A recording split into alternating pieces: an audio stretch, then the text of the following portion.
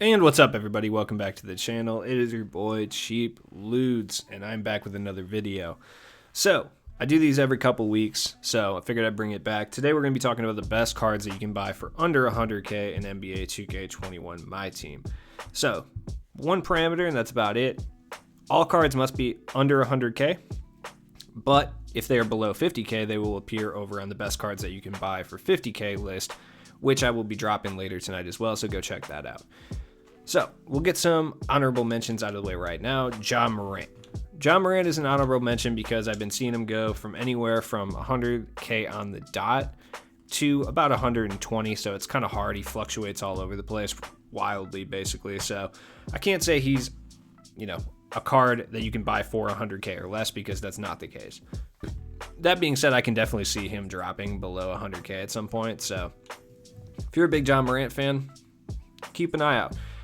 The same goes for Derrick Rose, realistically. Ja Morant's probably a better option just because stats and badges wise, he's significantly better, though I prefer Derrick Rose's jump shot this year. But Ja Morant dunks over everybody still. It's like super infuriating.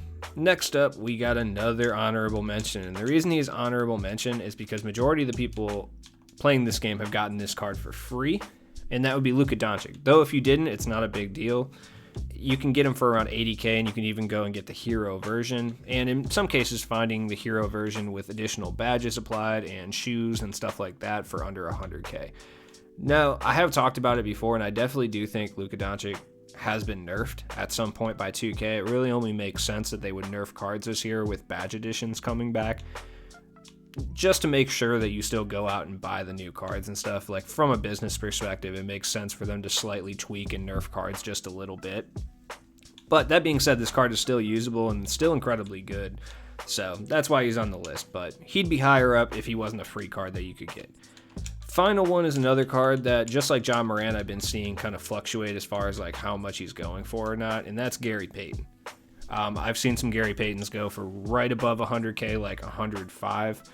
And I've seen Gary Paytons go for like 120, so it's kind of tough to really say exactly where he's going to land, but this is another card that will probably be one of the first Dark Matters to go below 100k, which is a shame because Gary Payton is one of the most well-rounded little point guards in the game. Little is air quotes. I mean, he's 6'4", he's not that little, but he plays lockdown defense. I personally would pick him up over Ja Morant.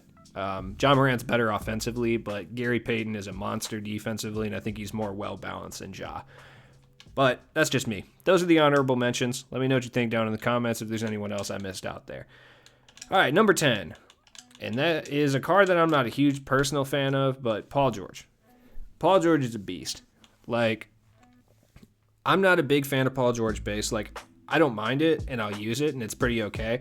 I just don't think it's as good as a lot of people do, and I felt that way last year as well. Which, I mean, I know I'm going to catch slander for saying that, but, I mean, it is how it is. This card is getting a little outdated for sure, but he's more than usable. Like, there's no question he's more than usable. He plays lockdown defense. He has a massive player build, a good jump shot. I don't think it's godly like some people think, but it's a very good one. And honestly, there's nothing wrong with this card. And we're just getting to that point that the cards that were overpowered like a month or two ago and are still very usable are looked upon as if they're washed up and kind of outdated. That's just because cards have gotten so fake. But this card is still usable. You can still play against Dark Matters with this Paul George. Next up is another card that's definitely a little outdated and honestly pretty expensive, like all things considered. And that is Kevin Durant from the Quantum set. Now, realistically, should you go spend 97k on this Kevin Durant? No, I still think there's guys later on in this list that at the power forward, small forward position are probably a better value. And I think even Paul George, to a certain extent, is a better value for sure. But Kevin Durant has one thing over Paul, and that is his player build, man. He's huge. He's massive. 2K seems to actually got his player build right this time. I still think he's a bit taller than 6'10", but he's huge, long wingspan, blocks a lot of shots, surprisingly. Shouldn't be surprising. He's 6'10", but he blocks a lot of shots. He's got a good badge count. Kevin Durant, I'm always lower on Kevin Durant than a lot of people are, and that's just because his cards are always so expensive in 2K that I never end up picking them up. So when I do get a hold of them, like, I'm not used to him, but he occupies the number 9 slot, and if you're a big KD fan, it's a good price for that card. He's basically the same as the out-of-position one, it's just the out-of-position one can play 2 guards, so that makes him better. Next up is another card that is getting a bit outdated, but is still more than usable, and that is my boy Inferno T-Mac. Now, over on current gen, this card still moves better. And I'm not even kidding. He moves better than the Dark Matter T-Mac. And in a lot of ways, he is slightly better on current gen. Just because he doesn't have that weird trot animation that Dark Matter T-Mac has. And badges-wise, he's got everything you really need over on next gen, whether that be like Hall of Fame clamps, range, flexible, a lot of finishing and attacking badges as well. There's not many badges this card realistically needs. Like, if you even look at the upgradable badges, like blinders on next gen, but other than that, not much. Maybe floor general, I suppose. That's about it. Like, he pretty much has every badge in the game. You don't really need to give him too much more. So, as far as cards that you can buy for 70k, he's one of the most complete cards you can buy for that price. So, that's why he is the number 8 slot. The only reason I would say he's ranked below the next guy is because he's slightly better badge-wise. And that is Moment Zach LaVine. Now, is he better for sure than T-Mac? I personally do not think so, but at the same time, like, if you look at it, he's a couple inches shorter, his wingspan is a little bit smaller, but badge-wise, he's a bit better, stats-wise, he's a bit better. He's probably a better card to purchase for the long term, if we're being real, and Zach LaVine's a scoring machine, but his jump shot base is essentially the same. I do like how they have T-Mac clones, so like when you see a DeMar DeRozan or a Zach LaVine, like, you know that they're basically just a T-Mac clone, so you know to pick them up if you like Tracy McGrady, so that's pretty cool. This card is slightly better than Inferno T-Mac for sure, and that's why he's higher, but I mean, if this card was 90k and Inferno T-Mac was 75, or, you know, even 65, I would pick up Inferno T-Mac. They're going to do essentially the same thing. Inferno T-Mac's just a little bit bigger, but Zach LaVine's a monster, no question.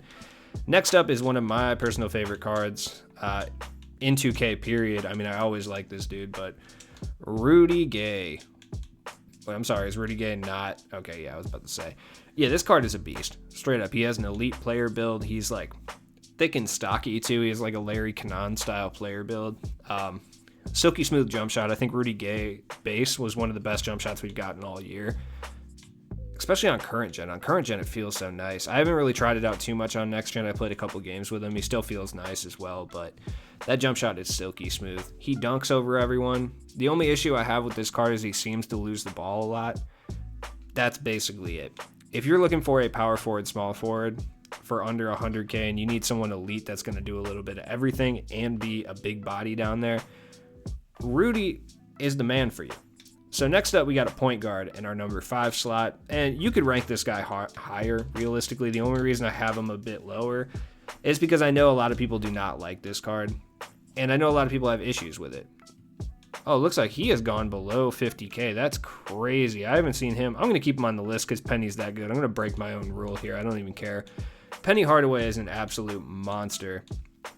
Like, he is going to appear on both lists. I don't even care. Penny Hardaway's a beast. They never do Penny right in 2K. Like, his cards always suck for some reason. I mean, the Pink Diamond last year, he had a bad jump shot, but he was good at everything else. But this Penny is still my backup point guard. Like, he's an absolute beast. Like, this, he's huge. He plays defense. He's 6'7". He attacks the rim. Great badge count. He's got Brandon Ingram's jumper, which is fantastic this year.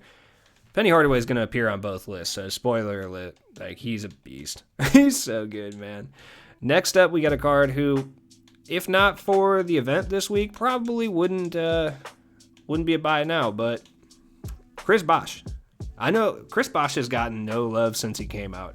Immediately when he came out, people were just like, oh, he's trash, he's Chris Bosh, but this card is actually so good. He's got an electric jump shot, huge player build, like, he's wide, he can run too. He's not really that great of a ball handler, which is one of the only things I'd say this is negative, but he still has like an 86 ball handle. It's not terrible, but he's a monster, man.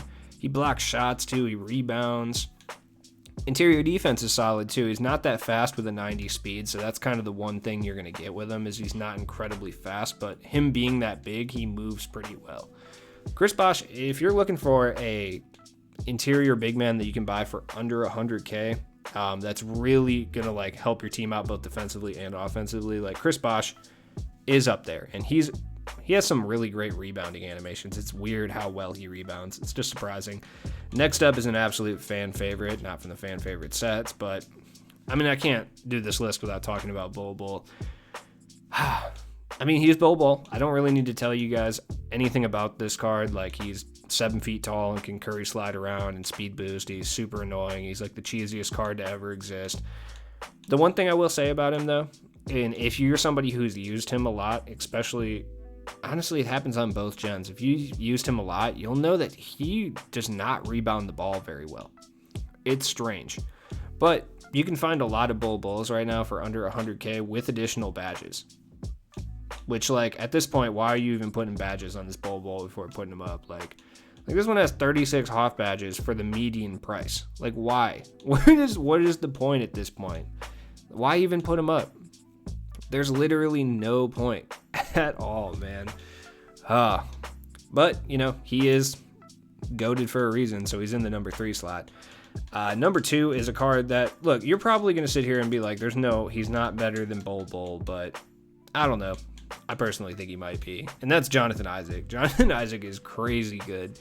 I prefer his jump shot over Bol Bol. So realistically, you could say either one of those deserves the 2 spot and either one of those deserves the 3 spot. I'm not going to argue with you either way, but Jonathan Isaac being cheaper too is another thing that I think makes me like him a little bit better, because you can get him for around 50K, which I think is absolutely crazy. Like, this card is way too good to be 50K.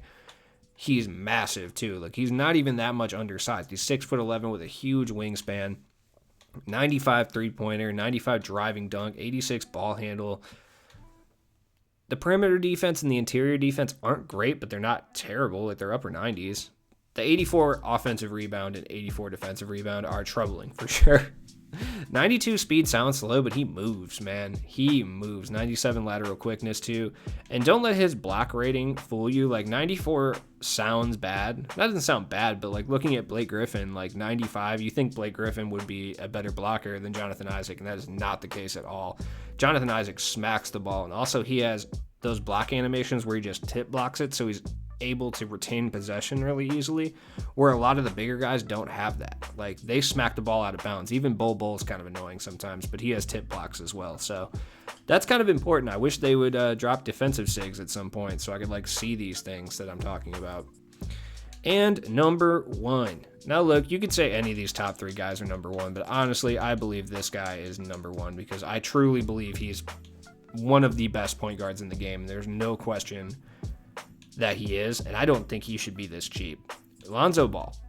Like, Lonzo Ball is so good. I mean, come on, you guys remember his Pink Diamond. His Pink Diamond was a monster. Everyone ran him in 250 for a reason. This Opal is no different. Like, he just has better badges and better stats. Other than that, the same, and his jump shot's on very quick. Lonzo Ball is a beast. He's so good. Like, and for 69K, like, crazy. If you need a point guard that's really going to hold it down and you're not a big Penny Hardaway guy, or you already have Penny Hardaway and you're looking for someone to complement him and you don't want to buy Luka, I would say go Lonzo Ball, man. Hey, that's the list. I hope this helped you out in any way, shape, or form. It has been your boy Cheap Ludes. Let me know down in the comments if there's anybody I missed or anyone that you would say deserved to be higher or lower, etc. Like I said, I mean, it's not completely a static list. Like, it's the top 10 cards you can buy for under 100K. They don't necessarily need to be 10-1. So let's not get too crazy about that. But I will be back with my under 50K list, which, spoiler alert, you already know Penny Hardaway is going to show up. I had no idea he was below 50K, apparently. That changed today. So check that out. I'm also doing a best cards under 10K list for all my budget ballers out there. And maybe I'll do one of best cards under 5K. I don't know. Let me know in the comments if you want that. It has been your boy Cheap Ludes, and I will see you guys later. Peace.